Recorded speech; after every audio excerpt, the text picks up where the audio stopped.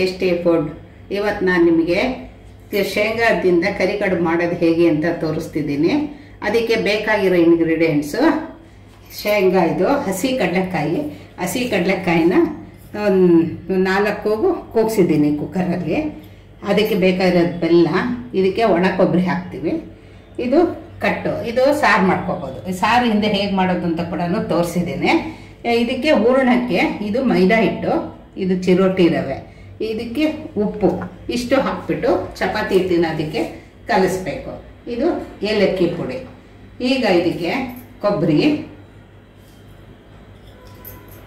ಬೆಲ್ಲ, ಇದನ್ನು ಸ್ವಲ್ಪ ಫ್ರೈ ಮಾಡ್ಕೊಂಡ್ಬಿಟ್ಟು ನೋಡಿ ಈ ಥರ ಎಲ್ಲ ಮಿಕ್ಸ್ ಮಾಡಿಕೊಂಡು ಸ್ವಲ್ಪ ಬಿಸಿ ಮಾಡ್ತೀನಿ. ಬಿಸಿ ಮಾಡಿಬಿಟ್ಟು ಮಿಕ್ಸಿ ಮಾಡ್ತೀನಿ. ನೋಡಿ ಈಗ ಇದನ್ನು ರುಬ್ಕೊಂಡಿದ್ದೀನಿ. ಇದಕ್ಕೆ ಈಗ ಏಲಕ್ಕಿ ಪುಡಿ ಹಾಕ್ತಾ ಇದ್ದೀನಿ. ಇದು ಆಮೇಲೆ ಮಿಕ್ಸ್ ಮಾಡ್ಕೋಬೇಕು. ಇದು ಮೈದಾ ಹಿಟ್ಟು, ಇದು ಚಿರೋಟಿ ರವೆ. ಇದು ಮೈದಾ ಹಿಟ್ಟು ಚಿರೋಟಿ ರವೆ ಮಿಕ್ಸ್ ಮಾಡಿದೆ. ಇದಕ್ಕೆ ಉಪ್ಪು, ಸ್ವಲ್ಪ ಉಪ್ಪು ಹಾಕಬೇಕು, ಜಾಸ್ತಿ ಬೇಡ, ಸ್ವಲ್ಪ ಉಪ್ಪು. ಇದನ್ನು ಚಪಾತಿ ಹಿಟ್ಟನ್ನು ಅದಕ್ಕೆ ಕಲಿಸ್ಬೇಕು. ಆವಾಗ ಇದು ಕಣಕ ರೆಡಿ ಆಗುತ್ತೆ.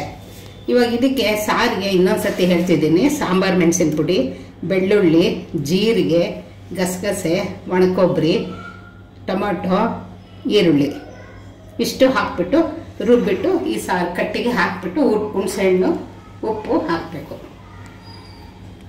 ಇದಕ್ಕೆ ಒಂದು ಸ್ವಲ್ಪ ಎಣ್ಣೆ ಕಾಯಿಸ್ಬಿಟ್ಟು ಹಾಕಬೇಕು. ಹುಷಾರು, ಬಿಸಿದು ಮುಟ್ಟಕ್ಕೋಗ್ಬೇಡಿ, ಸ್ವಲ್ಪ ಹೊತ್ತಾಗಲಿ. ಇವಾಗ ಸಾರಿಗೆಯಲ್ಲಿ ಎಲ್ಲ ಖಾರ ರುಬ್ಬಿ ಹಾಕಿದ್ದೀನಿ. ಅದಕ್ಕೆ ಹುಣಸೆಹಣ್ಣು ಹಾಕಿದ್ದೀನಿ. ಇವಾಗ ಉಪ್ಪು ಹಾಕ್ತಿದ್ದೀನಿ, ಅದು ರುಚಿಗೆ ತಕ್ಕಷ್ಟು ಉಪ್ಪು. ಇದು ಚೆನ್ನಾಗಿ ಕುದಿಸಿದ್ರೆ ಸಾರು ರೆಡಿ ಆಗುತ್ತೆ. ನೋಡಿ ಈಗ ಸಾರು ಚೆನ್ನಾಗಿ ಕುದೀತಾ ಇದೆ. ಇದಕ್ಕೆ ಕರಿಬೇವು, ಕೊತ್ತಂಬರಿ ಸಣ್ಣ ಕಟ್ ಮಾಡಿದ್ದೀನಿ.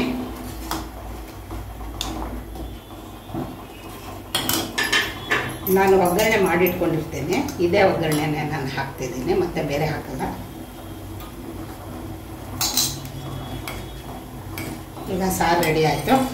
ಈಗ ಇದನ್ನು ಹಿಟ್ಟು ನೆಂದಿದೆ, ಇದನ್ನು ಸಣ್ಣಗೆ ಮುಚ್ಕೋಬೇಕು. ಮುಚ್ಕೊಂಡೆ ಕಾದ ಎಣ್ಣೆಯಲ್ಲಿ ಡೀಪ್ ಫ್ರೈ ಮಾಡಬೇಕು. ತೋರಿಸ್ತೀನಿ ಅದು. ನೋಡಿರಿ, ಇದು ಕಡಲೆಕಾಯಿ ಬೀಜದ ಕಣಕ ರೆಡಿ ಆಗಿದೆ. ಇದಕ್ಕೆ ಈ ಥರ ಹಪ್ಪಳ ಉಚ್ಕೊಂಡಿದ್ದೀನಿ. ಇದನ್ನು ಇಲ್ಲಿಟ್ಬಿಟ್ಟು ಪ್ರೆಸ್ ಮಾಡ್ತೀನಿ. ಈಗ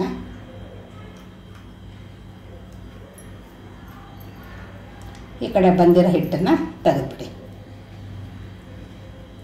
ನೋಡಿ ಇಲ್ಲೊಂದೆರಡು ಮಾಡಿಟ್ಟಿದ್ದೀನಿ. ಇದೇ ಥರ ಮಾಡೋದು. ಎಣ್ಣೆ ಕಾದ್ಮೇಲೆ ಡೀಪ್ ಫ್ರೈ ಮಾಡಬೇಕು.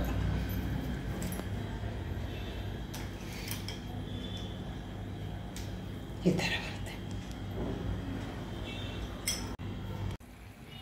ಒಳಗಡೆ ಹೂರ್ಣ ಎಲ್ಲ ತುಂಬಿದಾದ್ಮೇಲೆ ಕರಿಗಡುಬು ಥರ ಈ ಥರ ಕರಿಬೇಕು. ಅವರಿಗೆ ರೋಸ್ಟ್ ಬೇಕಾದ್ರೆ ರೋಸ್ಟಾಗಿ, ಮೆತ್ತಗೆ ಬೇಕಾದರೆ ಮೆತ್ತಿಗೆ. ಇದು ಕಡಲೆಕಾಯಿ ಎಣ್ಣೆ ಆಗಿರೋದ್ರಿಂದ ಈ ಥರ ಇದೆ. ಪ್ಯೂರ್ ಕಡಲೆಕಾಯಿ ಎಣ್ಣೆ ಇದು. ಇದೇ ಥರ ಆದಮೇಲೆ ಹಿಂಗೆ ಹಾಕಬೇಕು. ನೋಡಿ, ಸ್ವಲ್ಪ ಉರಿ ಸ್ಲಿಮ್ ಆಗಿರಬೇಕು, ಜಾಸ್ತಿ ಉರಿ ಇರಬಾರ್ದು, ಸೀದೋಗ್ಬಿಡುತ್ತೆ.